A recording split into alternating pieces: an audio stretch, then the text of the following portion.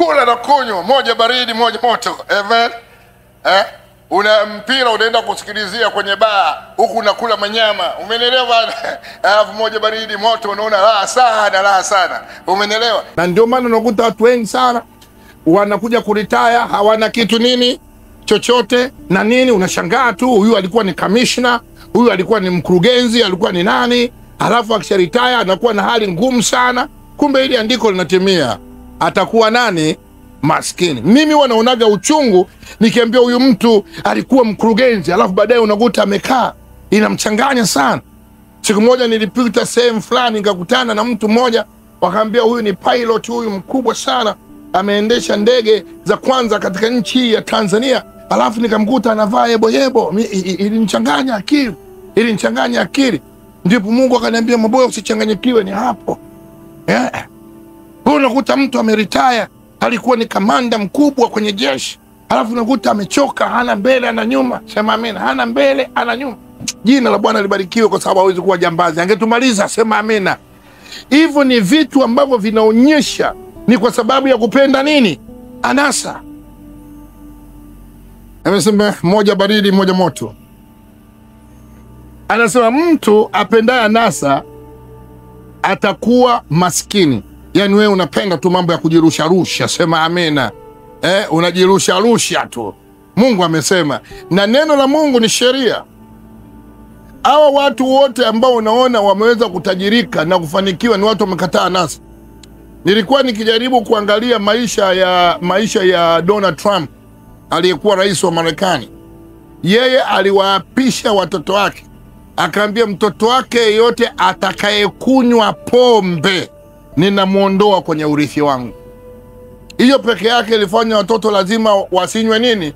Pombe, mpaka wengine wakaingia kwenye imani ya ile Judaism. Sijui unanielewa? Lakini Waswahili huku ananywesha mtoto pombe, ana miaka 2 kunywa. Wengine kwenye harusi pombe ndio imechukua nafasi ya juu. Nikueleze moja ya sababu ambayo imesababisha wasomi wengi wamekuwa maskini. Umesikia na wewe mwenyewe vile vile unakuwa maskini. Wasomi wengi wameanguka hapa. Wengine wamekuwa mpaka wana nafasi kubwa kabisa serikalini, lakini hawana kitu chochote. Wana Mungu mwenyewe ameapa. Nisomee hapa. Methali 21 mstari wa 17. Mtu apendaye anasa atakuwa masikini, apendaye mvinyo na mafuta hatakuwa tajiri. Anasema ya kwamba apendaye anasa atakuwa maskini. Ile amesema kabisa. Alafu anasema apendaye mvinyo, anasema kunywa kidogo na mafuta hatakuwa tajiri. Ulaji vinono. Hebu nisomee Kiswahili cha kisasa. Habari njema. Leo mtanipenda. Baada ya kumaliza hivi, naona harufu ya utajiri juu yenu. Mimi sintawaombea, nitaacha mchungaji wenu amshukuru Mungu kwa ajili yenu. Lakini hii niliyokupa ni amina na kweli. Ni amina na nini? Na kweli. Methali 21 mstari wa 17. Hiyo habari njema Habari njema. Haya, soma baba. Anayependa anasa atakuwa maskini. Anayefikiria tu kula na kunywa hata tajirika. Kula na kunywa, moja baridi moja moto. Amen. Una mpira unaenda kusikilizia kwenye baa, huku unakula manyama, umenielewa? Alafu moja baridi moto, unaona raha sana, umenielewa? Anasema kabisa hata kuwa tajiri. Nikupe swali moja ili ukafanya utafiti. Nenda kwenye tumbo la mama yako, nenda kwenye ukoo wenu, sema amina. Angalia wale ndugu zako wote wanaopenda pombe, alafu amekuwa senior, alafu niambie nani ameinuka. Mungu akisema kitu amesema. Na hiki kitu kimewaumiza sana ndugu zetu vijijini. Kwa maana ukwenda kwenye vijiji, na ni asilimia kubwa ya vijiji vya Tanzania, ni kwamba utakuta watu wana nini? Watu wanalima, wanafanya kazi, watoto wao wanatuma mapesa na nini, lakini ukishamaliza kazi pesa 4, kazi yao ni pombe hivi na hivi. Umeona walivyochoka mwana? Andiko linatumia hili. Nataka utumie andiko hili ukasaidie kijiji cha mama yako. Lakini uanze na wewe. Hii moja baridi moja moto. Lakini kama unataka uwe mtu wa kawaida tu, hoya, ile inatatiza. Anasema hebu rudia nyuma yangu. Haleluya. Basi hii nimeipenda. Mtu apendaye anasa atakuwa nini? Hebu rudia tena. Mtu apendaye anasa. Anayependa anasa atakuwa maskini. Anayefikiria tu kula na kunywa hata tajirika. Nisomee Kiingereza maana hapa kuna wasomi wengi hapa. Whoever loves pleasure will become poor. Whoever loves wine and oil will never be rich. Moja baridi moja moto. Siku moja nilikuwa sijui natoka wapi, nilikuwa natoka nje, nikafika Amsterdam, alafu nikapanda ndege kuja hapa. Hii ndege yao ya KLM. Alafu sasa mimi nafikiri niliwahi kuingia. Alafu kuna mtumishi mmoja naye alikuwa kwa nyuma yangu. Hakuniona mimi nimewahi kuingia, nilikuwa viti vya nyuma kule. Alafu alikuwa amekaa. Sasa migao ya mle ndani mle mawaini na nini hivi na hivi. Jamaa alipocheki huku na huku hakuna anyenijua. Kumbe na mimi namuona hapo. Na mimi nafanya nini? Namuona. Yaani vina ushawishi, unaona watu wanafunguliwa tu pale. Funguliwa. Nikaona jamaa amevuta piga na alipiga hasa kila ikija. Sasa na mimi nawaza huyu mtu nimwambieje hapa? Nimwambieje? Sema amina. Baadaye nikamsogelea kwenye kiti. Nimetoka kwa nyuma hivi na hivi. Bwana asifiwe. Niona sema Mungu wangu. Ambia maboya. Yaishie hapa. Unafahamu hivi vitu vinavutia sana. Alafu unafahamu Ulaya hivi ni vitu vya nini? Vya kaida ambapo mimi sizungumzie mambo ya Ulaya, nazungumzia Biblia. Umesikia? Maana hata wazungu wenyewe wanahitaji Biblia. Ambia bana naomba yaishie hapa. Nihakikishie, ngambia kukuhakikishia hapa unapiga magoti. Ndege linakwenda hivyo, alipiga magoti pa. Wazungu wanaangalia, hawaelewi mchezo unaoenda. Sema amina. Nikamuongoza sala ya nini? Ya toba. Tulivomaliza ile sala ya toba, nikamwekea mikono, nikamwambia basi yameishia hapa. Akarudi kwenye kiti. Tumeshuka basi, nashukuru sana maana ndio maana Mungu anatuma wawili.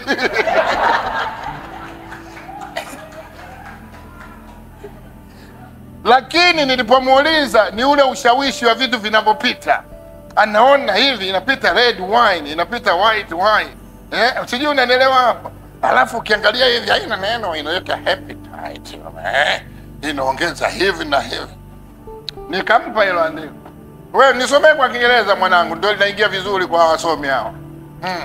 Whoever loves pleasure will become poor. Whoever loves pleasure will become what? Poor. Whoever loves wine and oil will never be rich. Will never be rich. Utakuwa na hela ya kujikimu. Sijui unanielewa hapo. Utakuwa na hela, unaenda mjini, unarudi, unafanya nini, vitu vidogo vitakuwepo hivi. Alafu ngoma sasa utakapo staafu. Kwa maana hautakuwa na akiba. Alafu nikupe siri moja. Ukipenda tu kilevi, umenielewa? Biblia inasema macho yako yataona mambo mageni. Yataona mambo nini? Mageni. Utakuta unafanya vitu usivyo nini? Usivyovielewa. Hapa leo sasa jamani ilikuwa pombe tu umeshaelewa. Mungu anataka utaona mambo nini? Mageni. So be yourself. Wangapi wanataka kuwa matajiri hapa?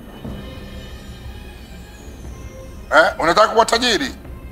Okay, sasa kama unataka kuwa tajiri, wewe yaangalie mambo kama haya. Jina la Bwana libarikiwe. Utafanikiwa. Kwa sababu mpango wa Mungu anataka wewe ufanikiwe. Alafu ni laana kubwa sana mtu kufa akiwa maskini. Watu wengine wanakuambia bana, mimi naona heri nife nikapumzika. Ukapumzika wapi? Ule ulimwengu ni ulimwengu wa matajiri. Watu wenye uwezo na sifa zao. Matajiri wa rohoni, matajiri wa mwilini.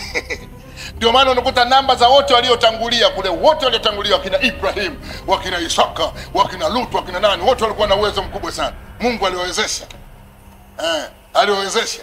Hata Yusufu alitoka amechoka lakini baadaye akawezeshwa. Alafu akatoa tangazo kwamba mnajua kuna siku moja mtarudi, siku mkirudi mifupa yangu ibebwe. Mifupa ya Israeli wote ilibakizwa wapi? Ilizikwa Misri, lakini ya Yusufu ilibebwa. na Musa alihakikisha na Joshua imerudishwa. Wewe unataka mifupa yako iende kwenye kijiji cha mama yako, umefanya nini? Umefanya nini? Unaacha maagizo tu, jamani, mimi mwenyewe nikifa mrudishe nyumbani. Acha na hela, acha na hela, sio unasumbua watu bure. Sio, acha na nini, na hela.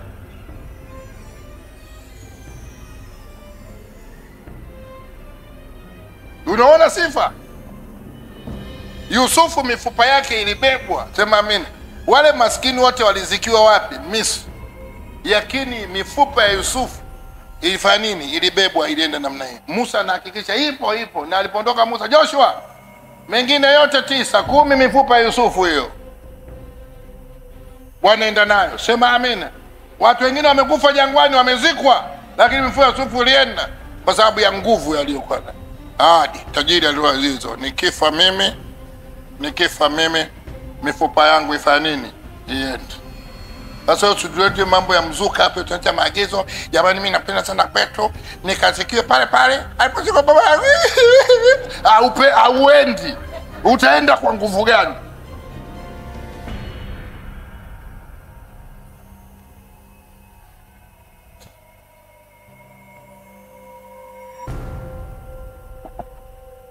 Nimesha waudhi hao. Mungu anataka wote tuwe matajiri. Ni muda wa kuchukua nafasi yako katika meza ya HW, tuwasilishe kwako mawazo yenye tija kwa maneno ya dhahabu, kukupa hamasa na kukujengea uwezo wa kufanya zaidi na kuwa zaidi. Welcome to the home of positive vibes.